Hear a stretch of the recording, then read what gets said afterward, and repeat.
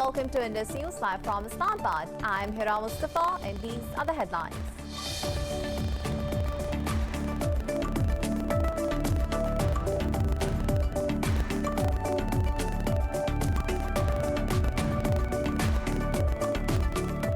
Brazil has reported nearly 2,500 COVID-19 fatalities in a day, taking the country's toll to almost 293,000. In Pakistan, over 3,600 people tested positive and 44 died overnight as the fatalities tally topped 13,800. Globally, the virus has claimed over 2.7 million lives and infected more than 122 million people so far.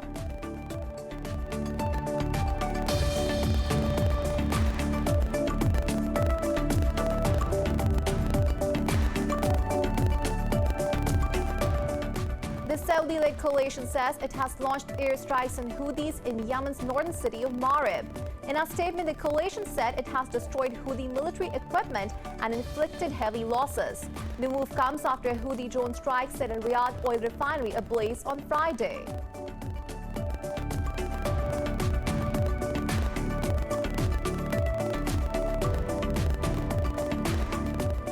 In Myanmar, coup opponents have continued their protests across the country in defiance of security forces' crackdowns. The violence by the ruling military junta has drawn the condemnation of Western and many other states. Nearly 250 people have been killed by the military since the February 1st coup.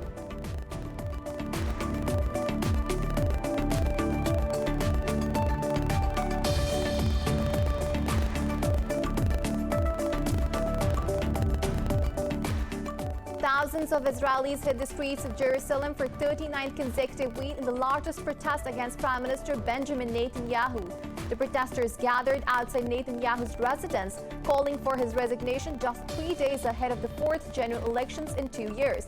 Pressure has mounted in the election run-up on Netanyahu as he faces charges of bribery and fraud, all of which he denies.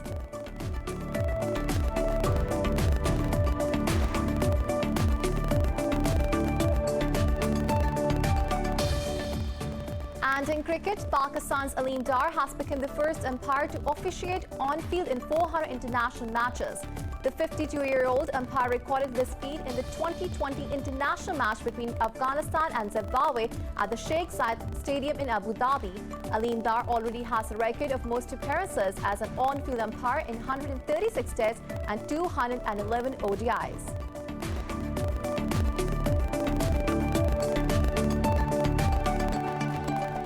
Well, these were the headlines. News in detail coming after the short break. Stay with us.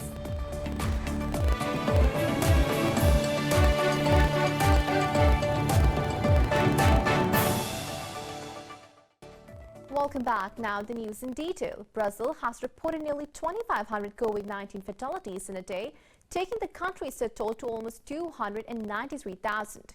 Globally, the virus has claimed over 2.7 million lives and infected more than 122 million people so far. More on the pandemic in this report. Anti-lockdown protests and concerns over vaccine safety have overwhelmed the governments as countries continue to register record deaths and cases. Peru's official death toll has crossed the grim milestone of 50,000 deaths, but health experts fear the true tally could be closer to 100,000. Chile also set a new daily record for COVID-19 cases, leaving its hospitals on the verge of collapse. Meanwhile, the Brazilian government has been in talks with the US about potentially importing excess COVID-19 vaccines, and following the concerns, Colombia's President Ivan Duque has offered to receive the AstraZeneca vaccine to demonstrate its safety. I say very clearly that the fact that me receiving the AstraZeneca vaccine as President of the Republic will bring peace of mind about that vaccine. If you, Health Minister Fernando Ruiz, think it is useful, then I will do it when you tell me. Because that is the message for all Colombians, that all the vaccines which have been acquired are safe vaccines. Over in Europe, Denmark has reported 2 cases of hospital staff with blood clots and cerebral hemorrhage after receiving the AstraZeneca. In Greece, the health experts say new admissions of patients to hospitals have increased to more than 500 a day as the country prepares to ease restrictions. The number of patients in French ICUs have also risen to this year's highest level, but anti-lockdown demonstrations continue in the region. In central London, police made 33 arrests after around 10,000 people gathered against restrictions. A similar demonstration in Germany turned violent as police deployed water cannons and used pepper spray to disperse crowds. But in Spain, a number of German tourists arrived in the island, providing a timely boost for one of the hardest-hit industries. Wir sind unglaublich glücklich, heute die ersten. We are extremely happy to be allowed to welcome approximately 220 guests today. Our occupancy rate is expected to increase in the coming days, and over Easter we expect a 75% occupancy rate. Most of our customers come from Germany, Austria and Switzerland. In Africa, Congo's leading presidential opposition candidate, Guy Brice Parfait Kolelos, has been hospitalized for COVID-19 ahead of today's election. Meanwhile, Kenya's plans to offer free vaccines to all diplomats in the country has been met with criticism by local medics.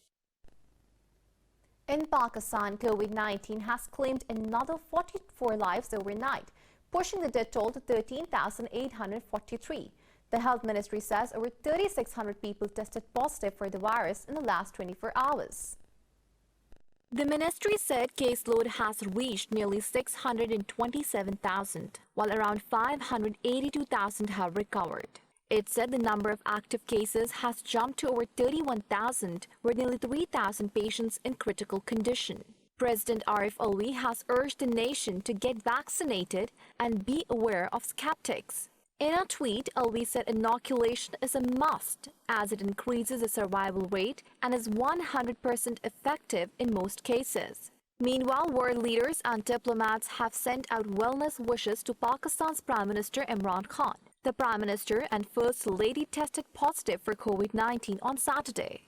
Indian Prime Minister Narendra Modi and President of Maldives Ibrahim Mohammed Solih wished for Khan's speedy recovery. Palestinian ambassador, Australia's High Commissioner, and German envoy also sent their prayers. The U.S. Embassy and Chairman of the High Council for National Reconciliation Afghanistan, Abdullah Abdullah, also hope that Khan recovers soon. The ministry said caseload has reached nearly The coalition says it has launched airstrikes and Houthis in Yemen's northern city of MARIB. The move comes after a drone strike by Yemeni rebels set a Riyadh oil refinery ablaze on Friday. In a statement, the coalition said it has destroyed Houthi military equipment and inflicted heavy losses. It said the strikes halted a tank and infantry offensive by the Houthis in MARIB. A Yemeni government official said the coalition had launched at least 20 strikes. He added at least 70 fighters and 22 government soldiers were killed and dozens injured in clashes during the past 48 hours. Over 1 million people have been displaced in the region since the renewed fighting erupted. Tens of thousands of Israelis hit the streets of Jerusalem for 39th consecutive week in protest against Prime Minister Benjamin Netanyahu. The protesters were calling for his resignation just 3 days ahead of the fourth general elections in 2 years. Some 20,000 people gathered outside the Prime Minister's official residence for the central protest. This marked the largest anti-Netanyahu protest since the weekly demonstrations began last July. Pressure has mounted in the election run-up on Netanyahu as he faces charges of bribery and fraud, all of which he denies. He is also facing severe public anger over his government's handling of the coronavirus pandemic. We are here to protest against Netanyahu and his corrupted government. This is our last chance before the election. We want everyone to come and vote to change. Vote to exchange this government. 3 days from now, there will be the election, and we would like to see a change. Opinion polls predict no clear winner with a majority in parliament are able to form a government. Now moving on, a UN report says Israeli forces have demolished 26 Palestinian structures in the occupied West Bank and East Jerusalem. It said the occupation forces also detained over 170 Palestinians, including 15 children, during the first half of this month. The report showed Israeli forces injured 62 Palestinians, including 9 children, in the first 2 weeks of March, while Israeli settlers injured 6 Palestinians in the Hebron Governorate and damaged Palestinian-owned property. Earlier, the leader of the Hamas group urged Turkish lawmakers to oppose Israeli crimes in East Jerusalem. In a statement, Ismail Haniyeh said the demolition of Palestinian homes and their deportation from Jerusalem must be stopped. In Myanmar, coup opponents have continued their protests across the country in defiance of security forces' crackdowns. The violence by the ruling military junta has drawn the condemnation of Western and many other states. Hundreds of protesters in the city of Mandalay marched before sunrise in a dawn protest. Security forces detained at least 20 protesters overnight across the country and killed 4 in separate incidents. According to an activist group, nearly 250 people have been killed by the military since the February 1st coup. In the U.S., hundreds of demonstrators have gathered across the country following this week's deadly shootings at spas in Atlanta. More in this report.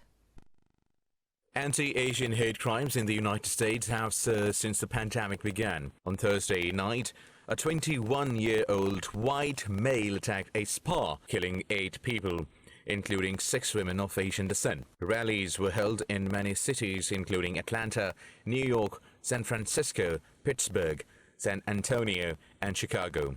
Protesters demanded that the attack be formally identified as a hate crime. We gotta call it for what it is, and what it is a hate crime. We don't need anyone to tell us that we don't know if it was racially motivated or not. We can see with our own eyes that this was a hate crime. And anyone who says otherwise is a coward and refuses to believe the truth. Demonstrators held signs calling for an end to hatred against Asians. Addressing a rally, Georgia State Representative Bean Nguyen slammed the defining of the victims. And now, in the wake of this brutal crime, they are daring to degrade the women who were killed. They were mothers. They were workers. They left grieving children behind. And the fact that it took law enforcement several days to even identify some of these women speaks to the vulnerability, the invisibility, and the isolation that some of these women had in their lives. According to a report by rights group Stop AAPI Hate, nearly 3,800 Asian Americans were a victim of racially motivated attacks over the past year. United Nations Secretary General Antonio Guterres has called for a global fight against racism. In a tweet, the UN chief termed racism a deeply rooted global evil. Guterres said racism transcends generations and contaminates societies. The UN chief said racism perpetuates inequality, oppression, and marginalization. Guterres called on the international community to work together to eradicate racism so all may live with peace, dignity, and opportunity. I appeal to young people everywhere, as well as educators and leaders, to teach the world that all people are born equal. Supremacy is an evil lie. Racism kills. On this day and every day, let us work together to rid the world of the pernicious evil of racism, so all may live in a world of peace, dignity, and opportunity. On the occasion of the International Day of Forests, Pakistan has called for urgent action to stop deforestation. Addressing a virtual event, Pakistan's UN envoy Munir Akram said forests benefit livelihoods and the environment. He called on UN to help member states in developing integrated and holistic reforestation plans. To counter the crisis, Pakistan has launched a campaign to plant 10 billion trees over the next 3 years. Amin Aslam's special aide to Prime Minister Imran Khan says the project has created 85,000 jobs despite pandemic. He said the project is not just about timber, but about the well-being of people. The Ministry of Climate said Pakistan's worldwide acclaimed projects will help address climate change as well as biodiversity issues. In Australia, heavy rains along the country's east coast have brought the worst flooding in half a century. The government has declared a national disaster in large swathes of New South Wales. The floods have resulted in the closure of several major roads, forcing thousands of Australians to evacuate their houses. No deaths have been reported yet. However, emergency services say hundreds of houses have been damaged. Rains have been swamping various communities since Thursday, but parts of the East Coast tipped into a major crisis yesterday as a large dam overflowed, adding to swollen rivers and causing flash flooding. In Iceland, a volcano near the capital Reykjavik provides a spectacle as lava flows from a fissure in the earth. The 500 to 750 meter long fissure at the eruption site is spewing lava fountains up to 100 meters high. Authorities said the eruption posed no immediate danger to people or critical infrastructure. The volcano erupted on Friday after thousands of small earthquakes in recent weeks. The last eruption on Reykjavik's peninsula was some 900 years ago. Iceland has also recorded more than 40,000 earthquakes in the past 3 weeks. A meteor lit up the sky over eastern Cuba as it streaked over and crashed, causing an explosion. The National Seismological Service says the phenomenon was witnessed in the towns of Moa, Sagua de Tanoma, and Maze. They said there are no reports of any damage or injury. Earlier this month, a meteor also lit up the sky over parts of Britain like a fireball. The video shows the space rock burning brightly as it streaks through the sky and falls to the ground in southwestern England.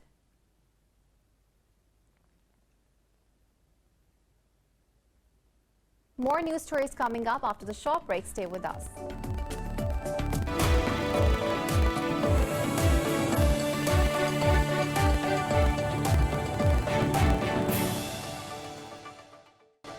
Welcome back. International Space Station crew ISS-65 have taken their final pre-launch exams at Star City in the Moscow region.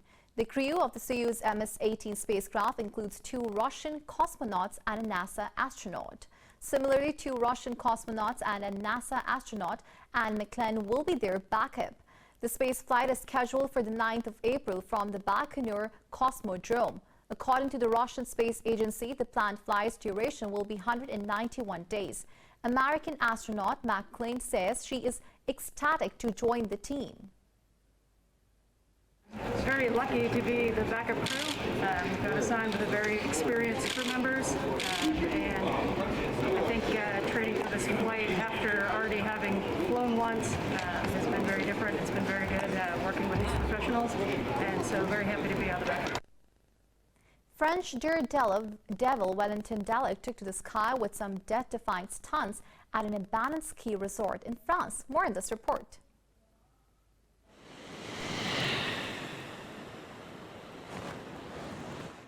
Delac turned the deserted Evoria resort into his own personal playground as he sped right across it. All geared up, he first took off from the snow-capped mountains to paraglide over and through the resort. While in the air, he launched off the rooftops and even ground his skis on a chairlift cable.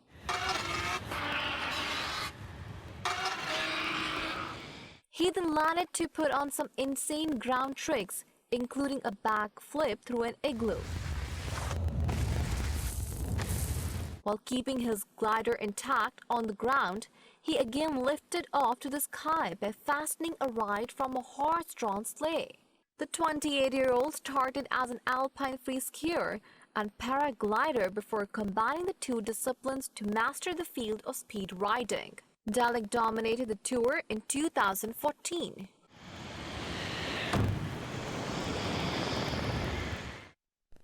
A breathtaking art exhibit is drenching viewers in a kaleidoscope-like world in New York Chelsea's market. More in this report. Embark upon a cinematic journey where the sheer beauty of mathematics, nature, and architecture coincide to inspire introspection and awe. Using fractals, mathematical equations represented as infinitely repeating patterns, Dutch artist Julius HOUTHIS manifested an art installation, running them through a computer software. Julius, as I know, came across fractals while doing research for a separate project and instantly felt a connection with them. He was fascinated by how through mathematics you could take someone on a journey through almost an entirely new world. He has a background in film, and he was able to kind of combine that passion with fractal art, and in the same way that, you know, a documentary takes you through a journey of something in our real world, Julius, as the fractal artist, is able to take an audience on a journey through these fractal worlds. Spectators have said it feels like being inside of a kaleidoscope, or like stepping into a science fiction world, or even being transmitted to a totally new dimension.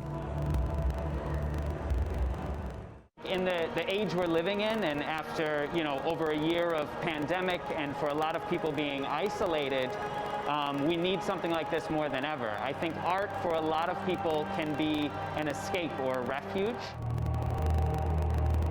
Geometric Properties runs through September 6 at Artec House.